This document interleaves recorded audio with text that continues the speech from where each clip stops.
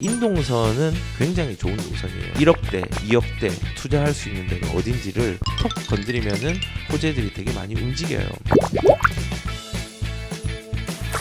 서울이 비록 가격이 많이 올라서 들어갈 수 없다면요, 서울과 잘 연결된 경기도의 좋은 노선들을 한번 확인을 해봐야 돼요. 그래서 제가 저번 주에 월판선을 얘기했고, 오늘은 인동선인데, 인동선은 사실상 서울과 연결이 되지 않지만 굉장히 좋은 노선이에요. 왜냐하면 서울과 연결되는 브릿지들이 굉장히 많아요. 그래서 오늘은 1억대, 2억대, 한 3억 정도까지 전후로 해서 투자할 수 있는 데가 어딘지를 한번 지역별로 한번 살펴볼게요. 자, 인동선 같은 경우는 일자리랑 연결은 직설적으로 서울과는 안 돼요. 하지만 좋은 건요, 인덕원에서 서울로 진입이 굉장히 편하고요. 그 월판선이랑 인덕원에서 연결이 되죠. 그리고 장안구청역 가면요, 신분당선을 도보로 갈 수 있어요. 그리고 수원 월드컵 경기장을 보면요, 여기도 더블 역세권으로 인동선하고 이제 신분당선이 더블 역세권이 돼요. 영통역은 분당선하고 더블 역세권이 되는 거고요. 동탄은 GTX A 노선이랑 역세권이 형성이 돼요. 제가 한 지금 5-6가지 노선을 말했는데요. 이 노선들이 전부 일자리랑 잘 연결된 노선이에요. 그래서 저는 이거는 메인선이 아니라 지선이지만은 이 지선 중에서도 서울과의 연계성이 좋은, 입지 좋은 데로 접근을 한다면은 저는 여기도 좋은 투자처라고 생각을 하고요. 그리고 실거주 목적으로도 괜찮은 데가 상당히 많아요. 그래서 인동선이 괜찮다 생각이 들고요. 두 번째는 이런 그 착공 시기가 이제 2021년으로 예정이 되어 있잖아요. 그래서 나쁘지 않다 생각해요. 상승장이라고 예상이 되는 2021년하고 이런 착공 시기가 맞아떨어지면요, 톡 건드리면은 호재들이 되게 많이 움직여요. 그리고 인동선 주변의 물건들을 보면요, 재개발, 재건축, 그리고 지금 나온 신축들이 풍부하게 연결이 되었고 예비 재개발, 재건축들도 많이 있어요. 자, 이제 역세권별로 빠르게 한번 넘어가 볼게요. 자, 여기가 인덕원이에요. 인덕원은 저번 주에 설명을 했기 때문에 넘어갈게요. 월판선이랑 연결이 돼요. 일자리랑 연결이 되죠. 그래서 요 주변에 지금 가격들은 지금도 비싸긴 한데 많이 오를 거예요. 그래서 어떤 분이 혹자는 여기에 유흥시설이 너무 많은데 여기가 거주 여건이 좋지 않다라고 하는데, 유흥시설의 영향을 받는 거는 요 아파트, 인덕원 삼성 아파트나 3호 아파트 정도까지가 마지노고, 나머지는 유흥시설의 영향을 안 받아요. 그래서 아이 키우는데 문제는 없고요. 이 개발 제한 구역들이 인덕원역 주변에 있는데 이것도 해제되어서 이제 개발이 될 계획들이 있고요. 바로 위가 과천 지정타죠. 여기랑 연결이 되어서 연계가 되어서 가격들이 많이 반응할 것 같고, 여기에서 제일 좋은 데는 이제 이런 의왕의 포일동, 그 다음에 안양이라고 저번 주에 얘기를 했고요. 자세한 내용들은 저번 주의 영상들을 조금 참고를 하시면 될 것 같아요. 그리고 이게 내려가면요, 안양 농수산물 시장역이 있어요. 여기서 좀 유심히 봐야 될 건요, 여기가 의왕이고 여기가 안양이에요. 기존 아파트들인데 구축은 안양에 있고요. 준신축은 이런 포일자리라든지 이편한 세상이라든지 이런 아파트들이 준신축 아파트예요. 여기서 특이사항은 동안양 변전소가 지중화에 대한 계획들이 계속 진행이 되고 있고요. 여기에서 저평가된 아파트들이 조금은 간접 보도권인데, 이런 아파트들이 나름 저평가되어 있는 아파트 중에 하나예요. 기존 아파트예요. 재건축되는 아파트는 아닌데 학군도 잘 되어 있고, 그리고 이제 의왕 쪽 내손동의 끝자락에 있는 거랑 샘마을 정도도 사실은 조금은 저평가되어 있다고 저는 생각이 들어요. 그래서 이쪽으로 쭉 내려가다 보시면요, 호계사거리가 있어요. 호계사거리. 여기에서의 특징은 뭐냐면요, 이 동네가 굉장히 좋아질 거예요. 안양의 가장 큰 맹점은 뭐냐면은 일기 신도시라는 거예요. 그러면 구축이 많다는 거죠. 그래서 신축이 있으면은 그 신축들이 가격들의 변화들을 굉장히 많이 올리는 양상이 있어요. 근데 신축이 가장 많이 나오는 데가 바로 이 동네예요. 제가 어바인 퍼스트 나왔죠.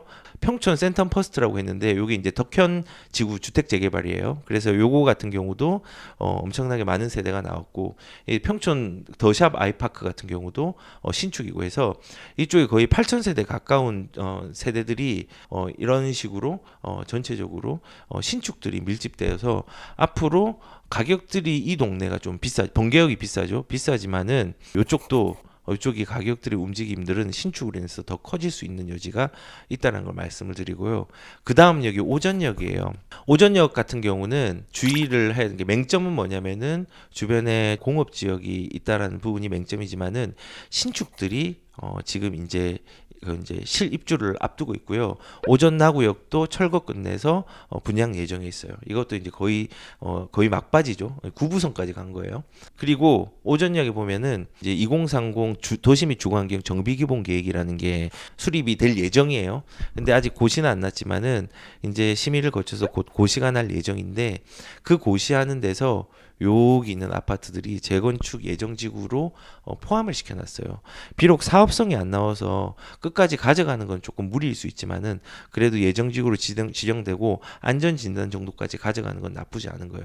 그리고 여기는 재개발. 이것도 사업 시행인가가 났어요, 얼마 전에. 여기도 재개발.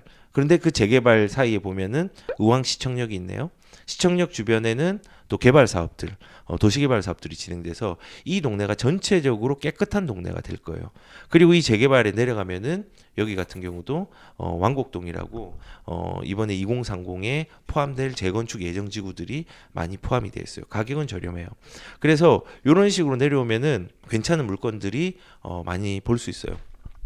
북수원 같은 경우도 신축으로 들어올 물건들이 있어요. 재건축에 대한 것과 재개발 지역이죠. 재개발로 분양 예정이 있는데 대장은 여기예요. 그래서 이 동네도 조금 지저분했는데 주택들이 꾸준히 이제 신축으로 몇몇 개가 들어오면서 인동선과 같이 좋은 호재로 작용을 할 수 있다는 생각이 들어요. 그리고 쭉 내려가면 이제 수원의 장안구청역이 나와요.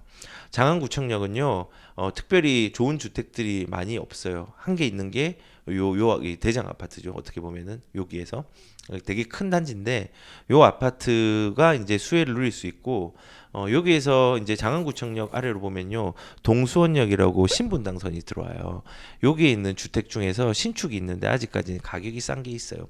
근데 중요한 거는 주상복합이기 때문에 10년을 가져가면 안 되는 물건으로 한번 보시는 것도 나쁘지 않죠. 그래서 이런 특징이 요 이제 장안구청역에는 있어서 보시면은 요 동네는 신분당선도 이용할 수 있고 앞으로 이제 인동선도 이용할 수 있는 어떤 입지가 되는 거예요.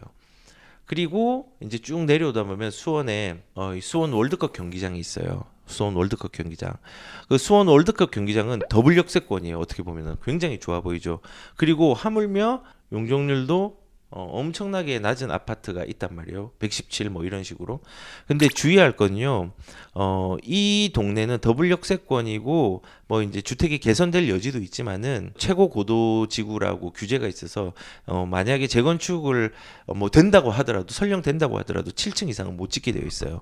그래서 용적률이 낮고 가격이 싸다고 해서 함부로 들어가시면 안 되고, 주택들이 많이 없으니까는 여기에 대한 호재는 있지만은 거기에 대해서 물건별로는 주의사항이 좀 필요한 지역이에요. 그리고 내려가면은 아주대 삼거리 역이 있어요. 아주대 삼거리역도 수원이고요. 위 아래쪽으로 재건축의 호재들이 상당히 많이 있어요. 그래서 이거는 예전 영상을 보면은 제가 수원의 2030 도시 및 주거환경 정비기본계획이 2019년 3월달에 나왔거든요. 그 나온 데에서 제가 몇 개를 이렇게 이런 데 아파트가 있다라는 것들을 말씀을 드렸는데, 그 외에도 이 아래쪽에도 많이 진행이 되었거나 앞으로 될 수 있는 물건들이 이런 우만동에 그리고 여기 메탄동에 있다는 거죠. 그리고 그거만 이제 인지하시고 가면 되고요. 그 다음 역이 원천역이에요.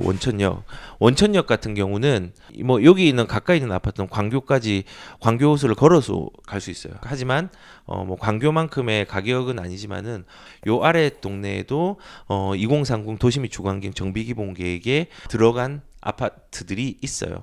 대지 지분도 작고. 그래서 그런 이제 정비구역에 포함된 아파트 위주로 가격에 맞게 진입할 수 있는 물건이 있고요. 흥덕역, 저기 되게 조금 아쉬운 동네예요. 왜냐하면은 광교긴 한데 광교에서 조금 가격들이 낮은 입지 때문에 낮은 데인데 그나마 이런 그 인동선이 들어오면서 약간의 가격의 견인은 할 수 있을 걸로 생각이 들어요. 얘기를 들어보니까 이런 광교의 이쪽하고 조금 이질감을 좀 많이 느끼는 것 같아요. 가격 차이 때문에. 그래서 그런 부분들은 조금 참고를 해서 보시면 되고요. 그 다음 역이 영통인데요. 영통은 분당선하고 더블 역세권이 형성이 돼요. 그래서 재건축 호재는 없어요. 하지만은 이 주변에 있는 아파트들이 나쁘지 않고 그 이유는 여기가 삼성이 있어요. 삼성이 가까이 붙었기 때문에 수요가 조금 있을 수 있고 아까 원천도 있었는데 원천도 되게 수요자가 끌릴 수 있는 삼성에 의해서 수요가 충분히 있는 일자리가 바로 붙어 있으니까 나쁘지 않은 지역이죠. 그리고 여기는 이제 분당선이 가니까 분당으로는 서울로 가는 부분들이 조금은 편하겠죠.